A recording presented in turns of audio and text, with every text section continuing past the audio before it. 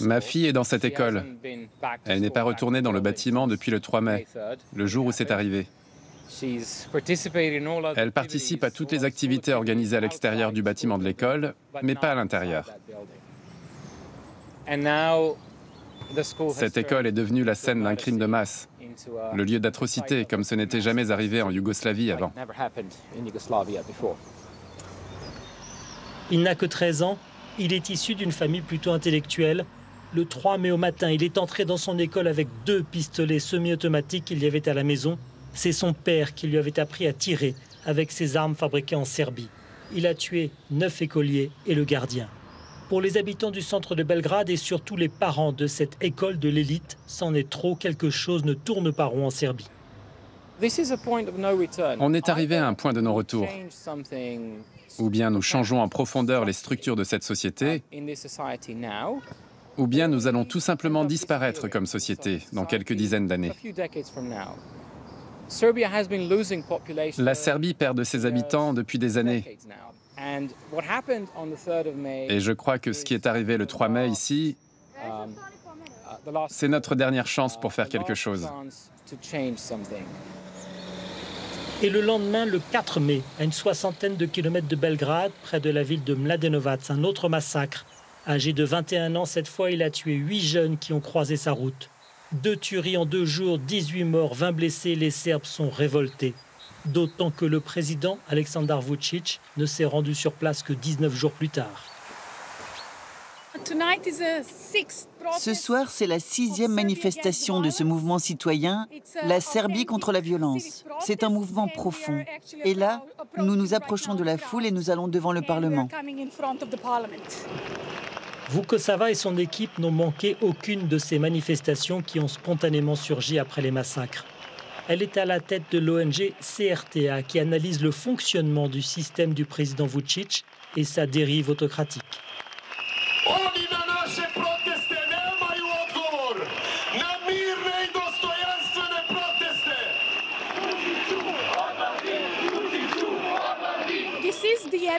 Voilà la preuve que l'opinion publique a compris ce que cela veut dire vivre dans une société violente. Mais les gens se sont réveillés. Ils sont prêts à dire stop à la violence. Même si d'un autre côté, c'est triste d'avoir eu besoin de ces événements tragiques pour se réveiller. Les gens ont tout de suite vu et pointé du doigt les sources de cette violence. Ce n'étaient pas que les armes, mais aussi ces mots prononcés constamment dans les médias. Ce sont les propos de certains politiciens, mais aussi ces programmes de télé-réalité qui font en fait l'apologie de la violence.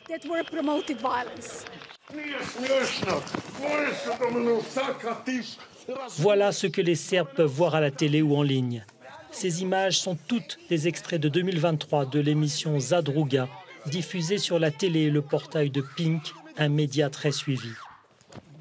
Radmilo Marković est journaliste pour BIRN, un réseau de journalistes d'investigation dans les Balkans, et il observe aussi le grand déballage d'une société malade.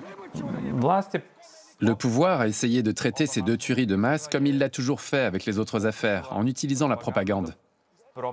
C'est le pouvoir qui est responsable de ces 10 ou 11 ans de violence continuelle. Cela n'a jamais cessé. Il suffit de regarder les séances du Parlement. Cela n'est pas diffusé sur Pink, mais sur la RTS, la télé publique. C'est une violence permanente, verbale, à l'égard de l'opposition, qui est sans cesse maltraitée. C'est le principe de fonctionnement du parti au pouvoir. Et cette violence se diffuse dans toute la société à travers les médias. Il a dénoncé les facilités avec lesquelles Željko Mitrović, le dirigeant de Pink, mais aussi fabricant de drones militaires et très proche du pouvoir, a réussi à se faire construire sa nouvelle résidence sur les hauteurs de Belgrade. Une récente enquête du New York Times a fait beaucoup de bruit ici. Elle établissait des liens entre le président Vučić, des groupes de supporters hooligans et la mafia.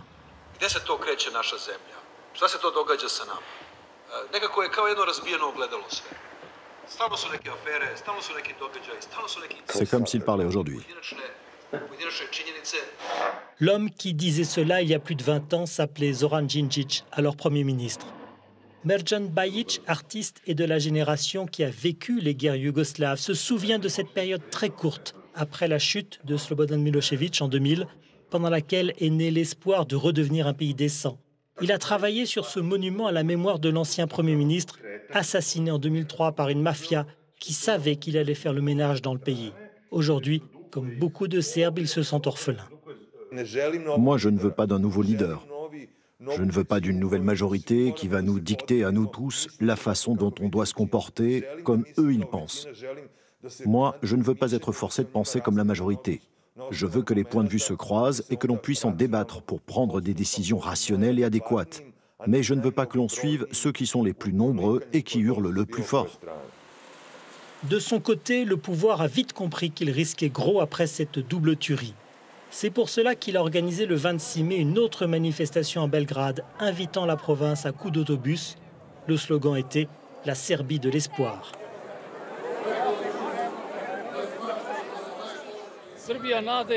La Serbie de l'espoir, c'est que nous devons être unis, nous devons tout faire pour rester unis. Et alors la situation économique sera meilleure. À part ça, tout va bien. Se rendant compte que son opération de récupération avait fait pchit, Aleksandar Vučić et sa première ministre ont une fois de plus convoqué la presse. L'ONG CRTA a calculé qu'au cours des 12 derniers mois, il était apparu 505 fois sur les télés nationales faisant des déclarations d'une durée moyenne de 45 minutes. Ce soir-là, il parle d'organiser des élections anticipées, distribue de l'argent aux retraités, mais pas une seule mesure concernant ces médias à sa botte et leurs programmes vénéneux. Moi, j'ai beaucoup de respect en tant que président de la République pour les gens qui sont sortis dans les rues, quelle que soit la manifestation, et qui, en défilant, veulent changer quelque chose dans leur pays, veulent montrer combien ils ont été touchés par cette tragédie. La machine de communication du gouvernement s'est concentrée sur l'opération de collecte des armes dans les foyers serbes, le plus souvent sans permis. Le service de presse de la police diffuse des images impressionnantes et les chiffres en disent long sur le niveau d'armement du pays. Du 8 mai au 7 juin ont été rendues 62 811 armes au total, 2 899 munitions, 22 119 mines et engins explosifs. Et il m'est difficile d'affirmer que c'est dans notre tradition. Moi, personnellement, je ne le vois pas comme ça. Mais peut-être que ces chiffres montrent le contraire. Pendant ce temps, dans les villages près de Mladenovac, théâtre de la deuxième tuerie, la vie continue. C'est une autre Serbie, celle qui est choyée par le régime Vučić et qui commence par relativiser ce qui s'est passé. Mais ce n'est pas qu'ici. Regarde ce qui se passe au Kosovo. À qui la faute? Moi, j'aime Vučić. J'ai du respect pour lui, oui, je le respecte. Tu comprends? Il a construit des routes, des autoroutes, il nous a donné des médicaments.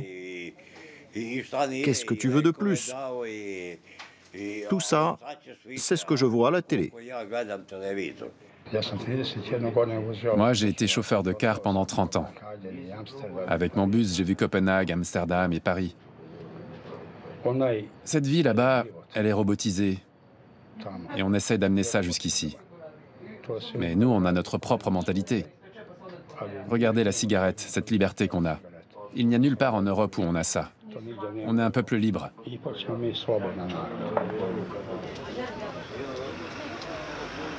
Mladenovac ressemble à beaucoup de petites villes de Serbie en crise. Au cours de la dernière décennie, le pays a perdu 8% de sa population. Il ne compte plus que 6 600 000 habitants. À Mladenovac, c'est une catastrophe. Moi, je dis tout va bien. On a nos retraites, elles sont versées à temps, on a tout. Je ne sais pas quoi penser. C'est un désastre. On nage dans les difficultés, les sanctions économiques, la guerre. C'est comme ça, sans fin. Ce n'est pas nouveau tout ça. Mais ce qui est tragique, c'est qu'on n'arrive pas à se réveiller et à trouver la bonne voie. Dans cet environnement déprimant, il y a encore quelques personnes qui relèvent la tête et décident de rester, comme Vuk Vuković, écrivain né en 1992.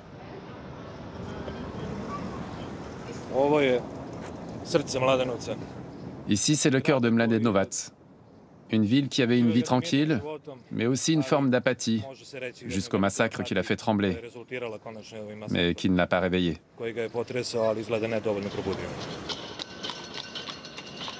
Les élèves du lycée se retrouvent au café du coin. Ils connaissent certaines victimes de la deuxième tuerie. Ils avaient le même âge, autour de 15 ans. Et dans leur famille, ils ont tous quelqu'un qui vit à l'étranger. En 12 ans, 500 000 jeunes ont quitté le pays. Il faut qu'on se batte pour rester ici, étudier, continuer à vivre ici, pour améliorer le système. Le problème, ce sont les vieux. Ils sont manipulés par Vučić qui leur donne de l'argent. Ils sont manipulés et la plupart des votes pour Vučić vient de là. Moi, je crois que c'est dans l'intérêt du régime que ces jeunes partent. Parce que ce régime n'a pas besoin de gens bien éduqués. Il ne veut pas avoir des gens progressistes. Il ne veut pas des gens qui ont de l'énergie. Parce qu'il était un opposant, Dejan Čokić a perdu son mandat de maire de Mladenovac en 2015. Ce qui le sauve, c'est qu'il gagne bien sa vie en gérant une maison de retraite privée. Mais ce qui le désole, c'est de voir tout ce tissu industriel à l'abandon, comme l'usine de céramique. Malgré les promesses électorales et les discours grandiloquents sur l'économie serbe qui serait florissante, à Mladenovac, la réalité est celle-ci. Il croise un ancien ouvrier dégoûté par ce gâchis. Cela fait des années que l'on vit ici sans règles morales, sans valeurs de base d'une société. Tout ce qui forme une société normale, civilisée, ça n'existe pas chez nous. Moi, j'ai l'impression que d'année en année, on s'éloigne de plus en plus de l'Europe. Pourquoi? Parce que simplement, on a un régime qui n'est pas compatible avec l'Europe. Et ça fait 11 ans qu'on a ce pouvoir-là. Et l'Europe n'arrive pas à comprendre ça. Mais le jour où elle va réaliser qu'on a un régime et un président qui ne sont pas pro-européens et qui nous aideront, on arrivera alors à se débarrasser beaucoup plus facilement de ces individus qui ne sont que des faux Européens. Même s'ils rêvent d'Europe, les dizaines de milliers de personnes qui manifestaient le 9 juin n'agitaient pas le drapeau européen. Parce qu'ils reprochent à l'Union européenne d'avoir trop longtemps soutenu Aleksandar Vučić, mais aussi parce qu'ils y croient de moins en moins, comme si la perspective d'adhérer s'éloignait.